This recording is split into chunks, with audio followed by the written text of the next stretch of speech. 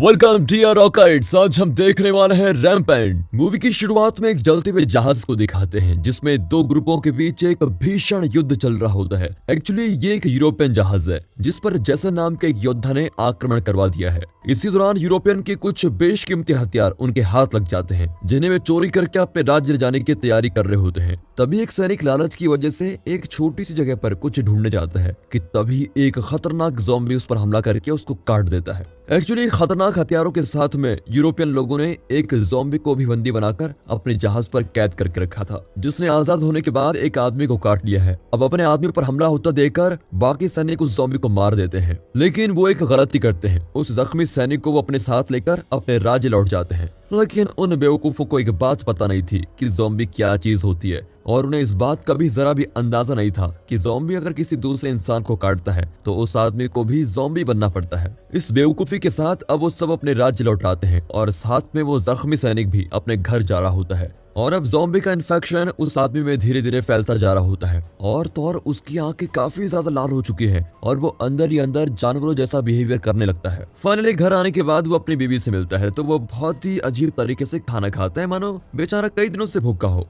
वह अब जब रात हो जाती है तो इन्फेक्टेड आदमी धीरे धीरे ज़ॉम्बी में कन्वर्ट होने लगता है और यही नहीं, वो अपने खुद के बच्चों को भी हमला करके मार देता है। अब जैसी पीछे से उसकी बीवी उसे देखने के लिए आती है तो वो उसको भी अटैक करके मार देता है। अब यहाँ से कहानी की शुरुआत हो चुकी थी जब वो बाहर आकर हर किसी को इन्फेक्टेड करने के प्रयास में लग जाता है और इस तरह धीरे धीरे उस एरिया के सारे लोग ज़ॉम्बीज में तब्दील होने लगे थे। अब 3 दिन पहले का सीन दिखाते हैं जहां हम उसी जहाज को देखते हैं जिस पर जैसन के सैनिकों ने हमला किया था, बट एक्चुअली ये हमला होने से पहले की बात है। अब मुलाकात के दौरान जनरल का एक सोल्जर वहां पर एक वेपन डीलर से मिलता है और उसे गन्स के कुछ नमूने दिखाने को कहता है, जिसके बदले में वो डीलर भी अपने हथियार और गन पाउडर उसको दिखाता है। इसी बीच वो ज़ॉम्बी भी वहां पर मौजूद होता है जिसने उन सैनिकों को काट लिया था। फिर वो सोल्जर कुछ हथियारों के एक नमूने को लेकर अपने राज्य वापस आता है एंड अपने साथियों को उन बेशकीमती बंदूकों के बारे में जानकारी देता है। बट जैसे ही इस बात की भनक उस राज्य के सेनापति किम को लगती है, वो जनरल और उसके साथियों को रंगे हाथों गिरफ्तार करवा लेता है और यही नहीं,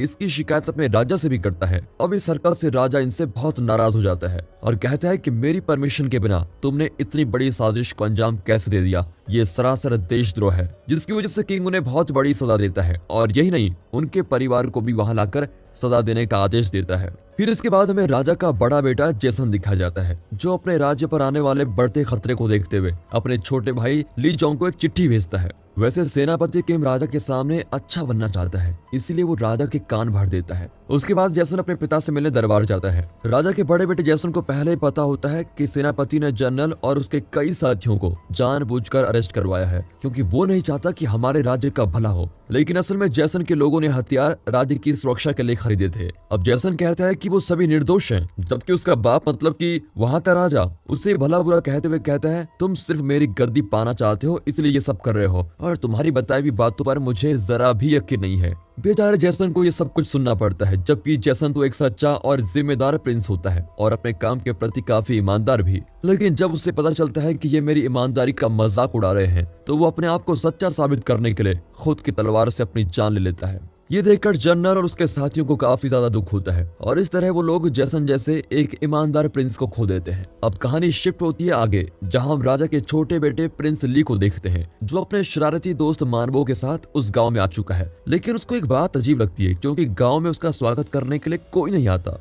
वो इसलिए क्योंकि ज़ॉम्बीज़ के अटैक के बाद उस गांव में सुख शांति तो जैसे गायब ही हो गई हो, इसलिए वो गांव एक खुले खंडर की तरह दिखाई दे रहा होता है। उस गांव में मौजूद ज़ॉम्बीज़ इस वजह से गायब हो गए हैं क्योंकि वो दिन में नहीं घूमते हैं, क्योंकि अगर वो दिन में घूमेंगे तो सूरज की रोशनी से मर जाएंगे। उसके बाद सेनापति को ये बात पता चल जाती है कि राजा का छोटा बेटा वापस आ गया है और सेनापति नहीं चाहता कि राजा का छोटा बेटा अगला राजा बने, क्योंकि सेनापति खुद राजा के पूरे परिवार को खत्म करके खुद राजा बनना चाहता है। यहाँ पर फिर सेनापति एक चाल चलता है और वो राजा को अपने छोटे बेटे के बारे में भड़का भड़का कर उसके कान भर देता है, जिस वजह से राजा को अपने छोटे बेटे के प्रति बहुत गुस्सा आ जाता है। और यही नहीं, सेनापति यहाँ पर एक और चाल चलता है जहाँ पर वो अपनी दासी के जरिए राजा को वश में करा लेता है और वो दासी भी वही काम करती है। अब इसके बाद हमें राजा के बेटे ली को दिखा जाता है, जिससे मिलने के लिए कुछ सैनिक वहां पर आते हैं। अब उन सैनिकों को देखकर प्रिंस ली को उन पर शक होता है और वो सोचता है कि ये लोग तो मेरे राज्य के लग ही नहीं रहे हैं और साथ ही साथ वो हथियार भी साथ लाए हैं। अब जैसे बात आगे बढ़ पाती तो वो लोग प्रिंस पर हमला कर देते हैं और फिर क्या था, प्रिंस और मानवो भी उन सभी से लड़ने लगते हैं।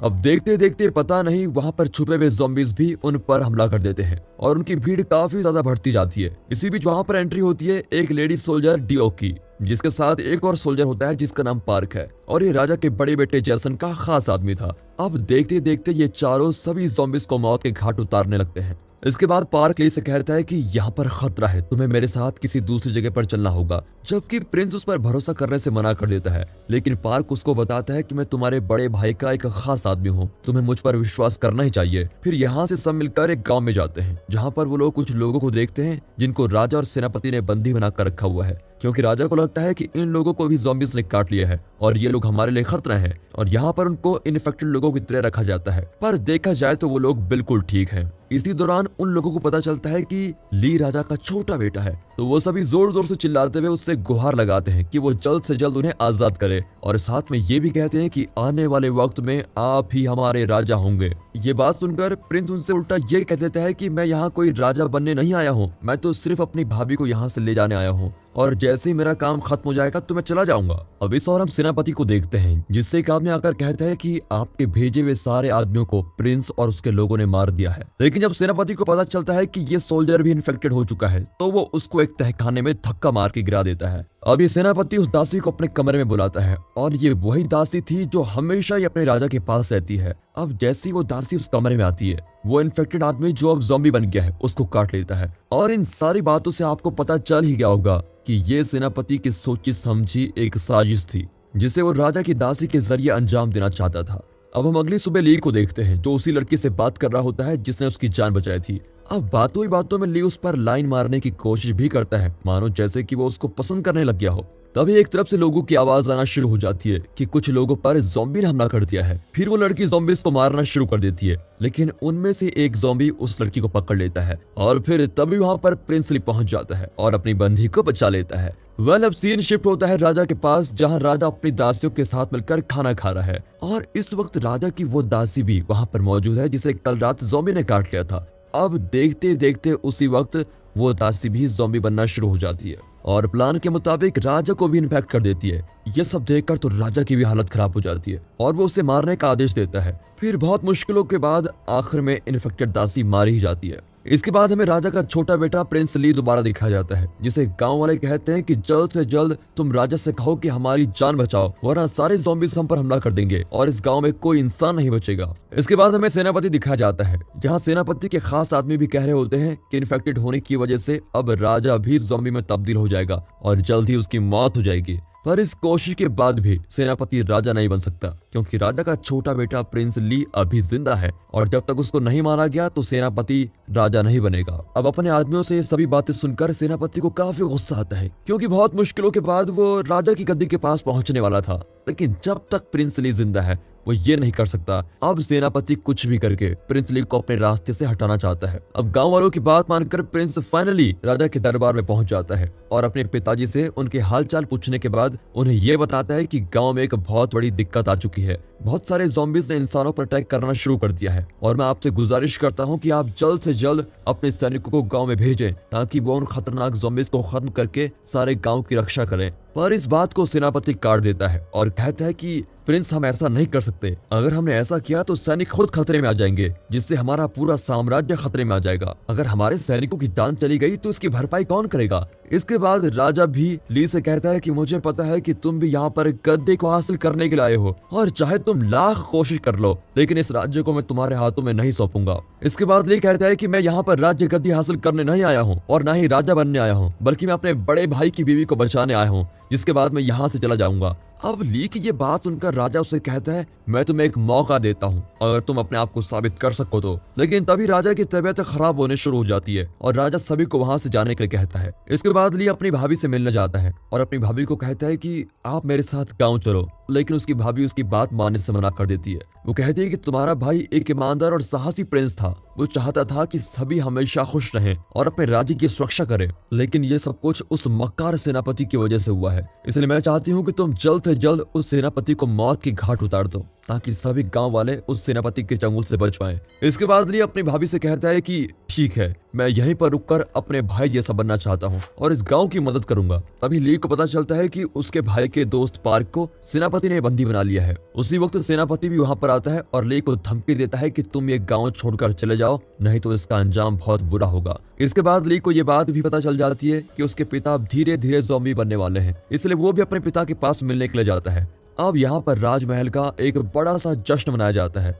जहाँ राज्य के सारे प्रमुख अतिथि मौजूद होते हैं। और इसी बीच राजा की हालत भी काफी खराब होने लग जाती है और अचानक ही राजा ज़ॉम्बी का रूप लेकर एक लेडी को काट देता है, जिससे सारे लोगों में खलबली मच जाती है और सभी घबरा जाते हैं। अब सेनापति इस बात का फायदा उठाकर राजा पर वार करके उसको मौत के घाट उतार देता है और ये सब ली अपनी आंखों से देख रहा होता है। वहां पर मौजूद लोग सेनापति को कुछ नहीं कहते, क्योंकि सेनापति का खौफ सारे लोगों के भीतर मौजूद होता है और वैसे भी सेनापति को गलत साबित करने के लिए कोई वजह नहीं होती, क्योंकि राजा ज़ॉम्बी में तब्दील हो चुका था और उसको मारने के अलावा कोई चांस नहीं था। अब देखते देखते इस महल में सैकड़ों ज़ॉम्बीज हमला कर देते हैं और वहाँ मौजूद सारे लोगों पर हमला करना शुरू कर देते हैं, लेकिन ली उन ज़ॉम्बीज का डट कर सामना करता है और अपनी भाभी को वहां से छुड़ा कर लेके जाता है। इसी बीच सोल्जर्स और ज़ॉम्बीज के बीच बहुत ज्यादा घमासान होता है, जिसमें ज़ॉम्बीज सोल्जर्स पर भारी पड़ जाते हैं और अब तो राजा भी मर चुका है। इसके बाद सेनापति सबके सामने कहता है कि अब मैं इस राज्य का राजा हूँ, लेकिन कुछ लोग अभी भी कह रहे होते हैं कि आप राजा नहीं बन सकते, क्योंकि राजा का छोटा बेटा अभी भी जिंदा है। फिर इस बात से गुस्सा होकर सेनापति उन लोगों को चुन चुनकर अपनी बंदूक से उड़ाना शुरू कर देता है और एक एक करके वह सभी लोगों को मार देता है जो उसके खिलाफ बोलते हैं। और अब सेनापति का रास्ता साफ हो चुका था। वो जैसे ही राजा की गद्दी संभालने के लिए आगे बढ़ता है,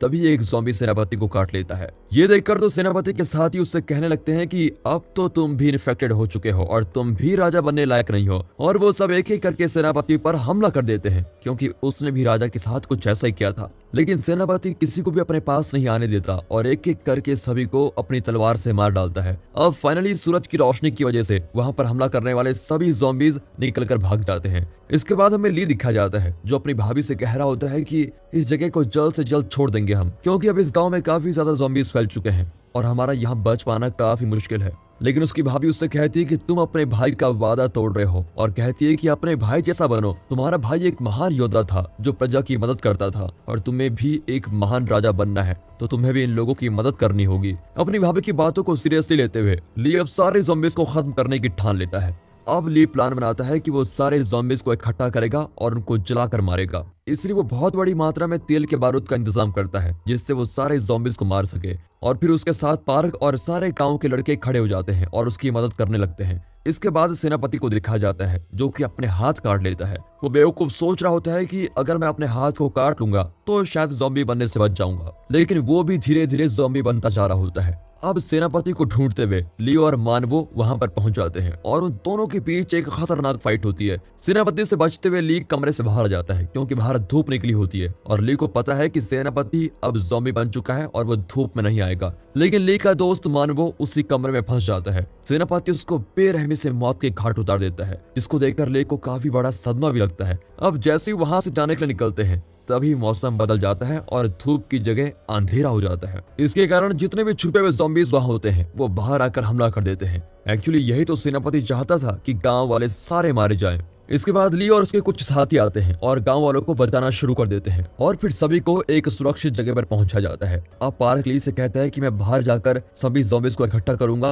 वो ऐसा इसलिए कहता है क्योंकि हमले के दौरान पार्क भी इन्फेक्टेड हो चुका था। वो ली से कहता है कि मेरे वहां जाने के बाद तुम तेल डाल देना और आग लगा देना, क्योंकि मैं चाहता हूँ कि हमारा गाँव ज़ॉम्बी से मुक्त हो जाए। उसके बाद पार्क बाहर जाता है और ऊंची आवाज में ढोल बजाना शुरू करता है, जिस ढोल की आवाज को सुनकर सभी ज़ॉम्बीज वहां इकट्ठा होना शुरू हो जाते हैं। लेकिन वहां सेनापति भी आ जाता है और पार्क की कोशिश को फेल कर देता है। अंदर का माहौल एकदम से बिगड़ जाता है और ली समझ जाता है कि ये काम सेनापति ने किया होगा। जिसके बाद ली बड़ी हिम्मत के साथ अंदर घुसता है और एक एक करके सारे ज़ॉम्बी को चीरते हुए उस ढोल के पास पहुंचता है। इसी बीच पार्क लोगों को बचाने के लिए अपनी जान दे देता है। अब ली फिर से ढोल बजाना शुरू करता है ताकि गांव के जितने भी ज़ॉम्बीज होते हैं वहां पर इकट्ठा हो जाएं। फिर वहां सेनापति आ जाता है और अब दोनों के बीच फिर से खतरनाक फाइट होती है। इसके बाद चारों तरफ तेल गिरा दिया जाता है। इसके बाद ली खुद छत पर चढ़ता है और उसकी प्रेमिका के द्वारा भेजे गए तीर से वहां पर आग लगा देता है। अब सभी ज़ॉम्बीज़ मारे जाते हैं, लेकिन सेनापति साइड में हो जाता है और वो जिंदा बचता है। वो भी छत पर आ जाता है और फिर उन दोनों में एक बार फिर से खतरनाक फाइट होती है और फाइनली ली सेनापति की छाती में खंजर खोपकर उसको आग में फेंक देता है,